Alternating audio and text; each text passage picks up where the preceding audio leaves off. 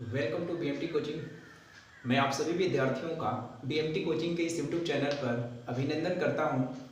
आइए हम लोग आज बात करते हैं संविधान के उन अनुसूचियों के बारे में जो अनुसूचियां काफ़ी एग्ज़ाम के दृष्टिकोण से काफ़ी महत्वपूर्ण हैं।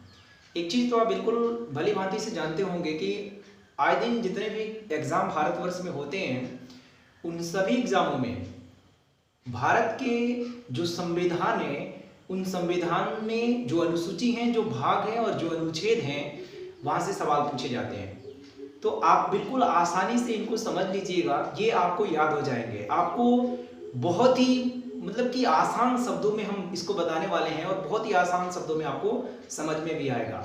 तो आप किसी भी काम को करने से पहले, किसी भी चीज़ को सीखने से पहले अपने आप में वो क्षमता डेवलप कीजिए जो क्षमता आपको अपने उम्मीदों पर कायम होने के लिए मजबूती प्रदान करे। तो उसी तरह से देखिए बहुत सारे चीजें हैं, बहुत सारे तथ्य हैं जिनको समझना बहुत जरूरी है। तो आइए हम लोग देखते हैं भारतीय संविधान की अनुसूचियों के बारे में कि आखिर भारतीय संविधान की जो अनुसूचियां हैं वो क्या है और उनमें किन किन चीजों का उल्लेख किया गया है, किन किन चीजों का या किन किन क्षेत्रों का प्रावधान किया गया है या वर्णन किया गया है। तो भारतीय संविधान के अनुसूचियों की बात कीजिएगा तो जिस समय हमारा मूल संविधान बनकर के तैयार हुआ उस समय अनुसूचियों की जो संख्या थी वो 8 थी, लेकिन धीरे धीरे समय बदला, परिवर्तन हुए और उन परिवर्तनों के बाद आज वर्तमान में अगर हम लोग बात करें तो वर्तमान में अनुसूचियों की संख्या 12 है। तो हमने उनका क्रम यहाँ लिख दिया है, 4 अनुसूचियां जोड़ी गई। कौन अनुसूची कब जोड़ा गया, हम लोग इसके बारे में बात करेंगे कि कौन सी अनुसूची किस संविधान संशोधन के तहत भारतीय संविधान के अनुसूचियों में जगह दी गई थी, उनके बारे में हम लोग बात करेंगे। तो आइए देखते हैं भारतीय संविधान की अगर बात कीजिएगा तो जब मूल संविधान बनकर के तैयार हुआ तो अनुसूचियों की संख्या 8 थी, लेकिन वर्तमान में इनकी संख्या बढ़ करके 12 हो चुकी है। तो आपसे एग्जाम में सवाल पूछेगा कि अनुसूचियों की संख्या कितनी है, तो अनुसूचियों की संख्या आज वर्तमान में 12 हो चुकी है। हम लोग एक एक के बारे में बात करेंगे। यहाँ देखिए भारतीय संविधान के अनुसूची 1, सबसे पहला तो यही सवाल है, यहाँ दिखता है कि भारत राज्य एवं केंद्र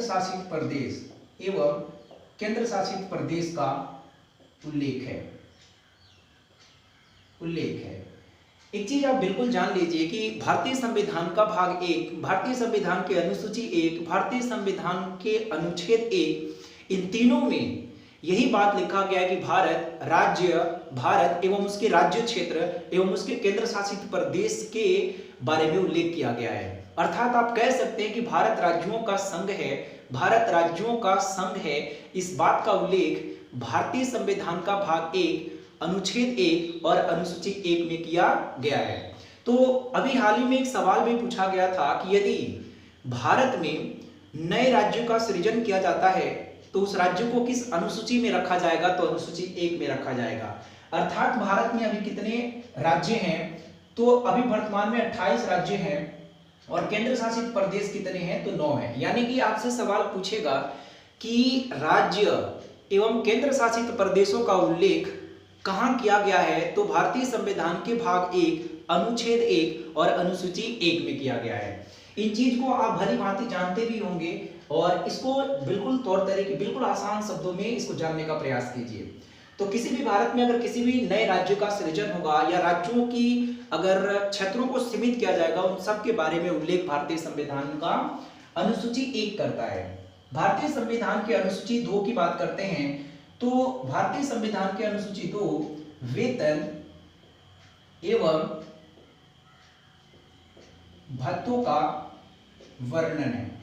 भारतीय संविधान के अनुसूची 2 में वेतन एवं भत्तों का प्रावधान किया गया है। तो आखिर वो कौन से व्यक्ति हैं जिनको भारतीय संविधान के अनुसूची 2 के तहत वेतन और भत्ते दिए जाते हैं।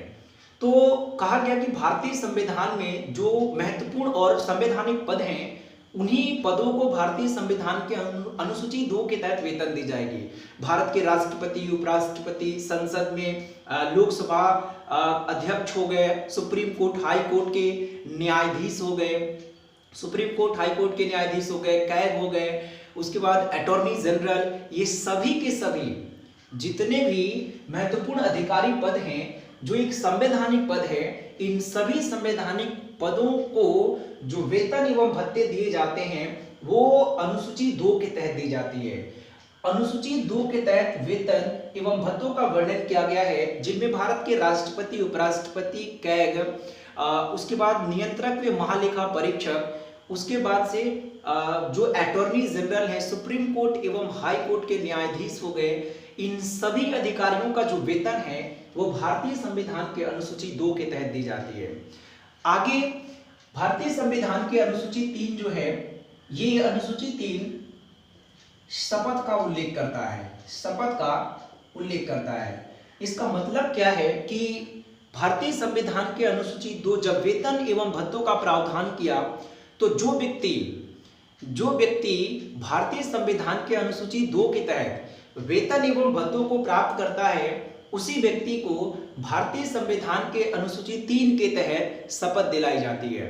और जब वो शपथ ग्रहण करता है तो वो अगले 5 वर्ष या अगले अपने जितने उनकी टेन्योर फिक्स की जाती हैं, उन टेन्योर के अनुसार वो अपने कार्यकाल को पूरा करते हैं। तो एक चीज याद रखिएगा कि भारतीय संविधान के अनुसूची 2 वेतन एवं भत्तों का उल्लेख करता है, तो जिन अधिकारियों को अनुसूची 2 के तहत वेतन दी जाती है, उन्हीं अधिकारियों को अनुसूची 3 के तहत शपथ दिलाई जाती है या शपथ का उल्लेख किया गया है। आइए आगे देखते हैं अनुसूची 4 के बारे में। अनुसूची अगर हम लोग 4 की बात करें तो संसद में 2 सदन हैं, एक लोकसभा और एक राज्यसभा, लेकिन यहाँ राज्यसभा का वर्णन किया गया है, यहाँ राज्यसभा का वर्णन किया गया है, जिसमें कहा गया कि राज्य एवं जो केंद्र शासित प्रदेश हैं, राज्य एवं केंद्र शासित प्रदेश से सदस्य राज्यसभा में जाते हैं। यानी राज्यसभा में सीटों का आवंटन विभिन्न राज्य एवं केंद्र शासित प्रदेश के विधानसभाओं के द्वारा की गई कि आखिर जिन राज्य में विधानसभा है उन विधानसभा से कितने सदस्य राज्यसभा में जाएंगे और राज्यसभा की सदस्यता को ग्रहण करेंगे। तो राज्यसभा का उल्लेख भारतीय संविधान के अनुसूची 4 में है, जिसमें राज्य एवं केंद्र शासित प्रदेश का उल्लेख है। अब केंद्र शासित प्रदेश, अब हमने कहा कि राज्यसभा में वही सदस्य जाते हैं जो विधानसभा के द्वारा चुने जाते हैं। तो दिल्ली एवं पुदुचेरी 2 ऐसे केंद्र शासित प्रदेश है जिनकी अपनी विधानसभा है, और अभी नए केंद्र शासित प्रदेश विखंडित हुआ जम्मू कश्मीर, उसकी भी विधानसभा है। तो उन लोगों में या उन केंद्र शासित प्रदेशों से जो विधानसभाओं के द्वारा सदस्य चुने जाते हैं वो राज्यसभा में जाते हैं। तो यहाँ अनुसूची 4 राज्यसभा का उल्लेख करता है, जिसमें राज्य एवं केंद्र शासित प्रदेश से सदस्य जाते हैं। अनुसूची 5 की बात करते हैं तो अनुसूची 5 जो है वो अनुसूचित जाति एवं अनुसूचित जाति एवं अनुसूचित जनजाति के प्रशासन का उल्लेख करता है। यानी कि जो अनुसूचित जाति हैं और जो अनुसूचित जाति हैं उनसे या उनके प्रशासन से संबंधित जो प्रावधान की गई हैं वो भारतीय संविधान के अनुसूची 5 में की गई है। फिर अनुसूची 6 की बात करते हैं हम लोग। तो अनुसूची 6 में अनुसूचित जाति को छोड़ दीजिए, केवल जनजाति लाइए।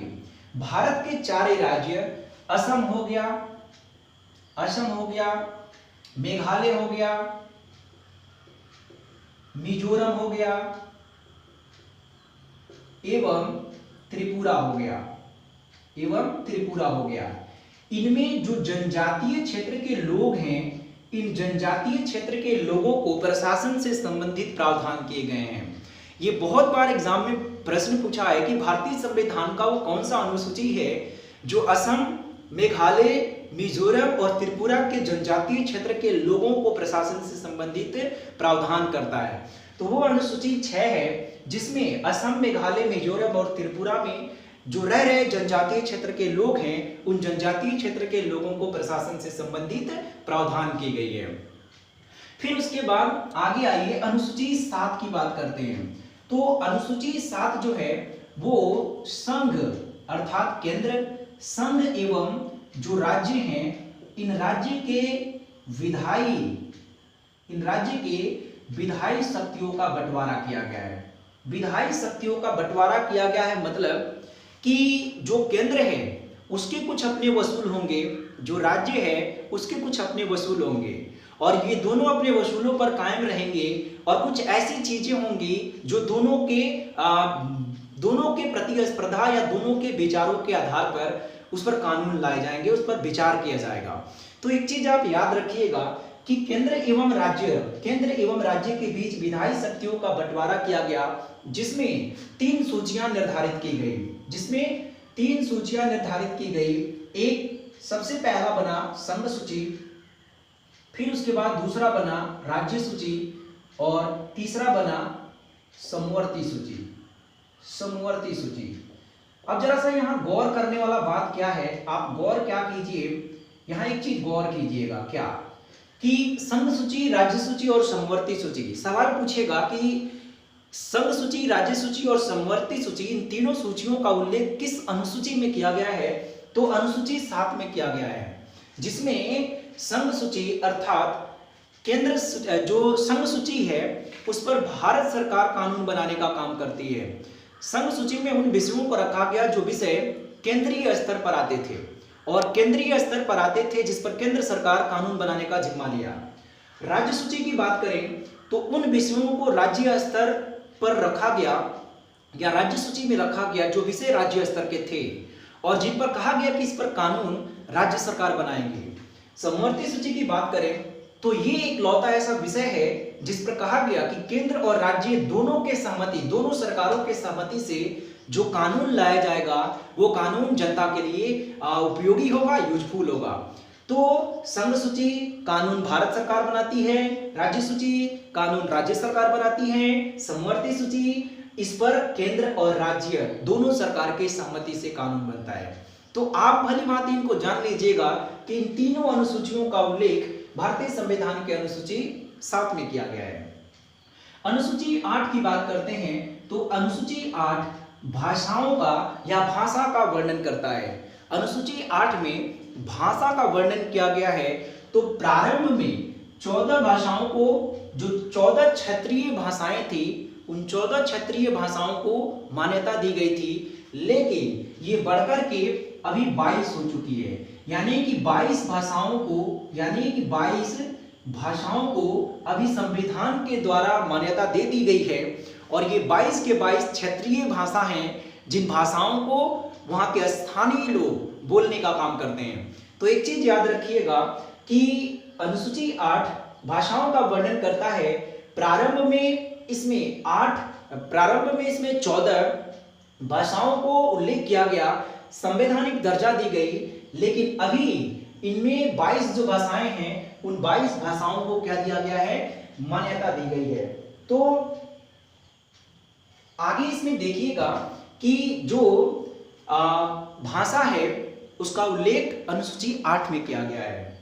फिर आइए अनुसूची 9। सबसे पहले तो ये जान लीजिए कि 1वां संविधान संशोधन 1951 में, 1वां संविधान संशोधन 1951 में अनुसूची 9 को भारतीय संविधान में जोड़ा गया था। इसमें क्या है, तो इसमें भूमि सुधार जो संबंधी है उससे रिलेटेड कानून है। यानी कि भूमि सुधार संबंधी पहले क्या था इसमें कि वैसे क्षेत्र को अनुसूची 9 में रखा गया था जिन क्षेत्रों को न्यायालय में चुनौती नहीं दी जा सकती थी, लेकिन आगे चलकर के न्यायालय ने कहा, सुप्रीम कोर्ट ने कहा कि ऐसा कोई विषय नहीं है भारत में जिनमें या जिन विषयों में किसी भी क्षेत्र हो या कोई भी क्षेत्र हो उनमें न्यायालय को चुनौती नहीं दी जा सकती थी। तो पहले जब अनुसूची 9 गठित हुआ उस समय संविधान के अंतर्गत अनुसूची 9 को जोड़ा गया, जिसमें भूमि से संबंधित जो चुनौतियां थी वो अगर न्यायालय की बात करें तो न्यायालय में चुनौती नहीं दी जा सकती थी, लेकिन वर्तमान में बात कीजिएगा तो इनको वर्तमान में न्यायालय में चुनौती दी जा सकती है। तो याद रखिएगा कि पहले भूमि संबंधी जो चुनौती थी न्यायालय में नहीं थी, लेकिन आज इनका उल्लेख है और ये 1वां संविधान संशोधन 1951 में जोड़ा गया। अनुसूची 10 की बात करते हैं तो ये दल बदल, अनुसूची 10 दल बदल संबंधी कानून का उल्लेख करता है। ये 52वां संविधान संशोधन 1985 में संविधान में जोड़ा गया था। तो दल बदल संबंधी कानून क्या है कि पहले बहुत सारे क्षेत्रीय पार्टियां थी और छोटे छोटे पार्टियां थी, सरकार बनती थी और विधायक अपने दल को परिवर्तित कर लेते थे, बदल लेते थे, जिससे उस पार्टी का सरकार गिर जाती थी। तो उसमें अब कहा गया कि किसी भी विधायक को यदि वो अपनी पार्टी को छोड़ना चाहता है तो चुनाव के पूर्व छोड़ेगा, चुनाव हो जाने के बाद वो अपनी पार्टी को नहीं छोड़ेगा, चाहे कितनी भी विकट स्थितियां क्यों ना हो। तो एक चीज याद रखिएगा कि किसी भी विधायक को कहा गया कि जब तक चुनाव की प्रक्रिया पूरी हो जाती है और चुनाव की प्रक्रिया जब पूरी हो जाएंगी तो आपको अपने दल का परिवर्तन नहीं करना है। तो दल बदल संबंधी कानून अनुसूची 10 में है, जो 52वें संविधान संशोधन 1985 में जोड़े गए। अनुसूची 11 की बात करते हैं तो अनुसूची 11 पंचायत का उल्लेख करता है, यानी कि यहां पंचायत का उल्लेख किया गया, जो 73वें संविधान संशोधन 1992 से 93, कहीं कहीं 93 देता है। क्यों? क्योंकि ये अधिनियम 1992 में लाया गया, लास्ट 1992 में लाया गया और पास 1993 में हुआ था।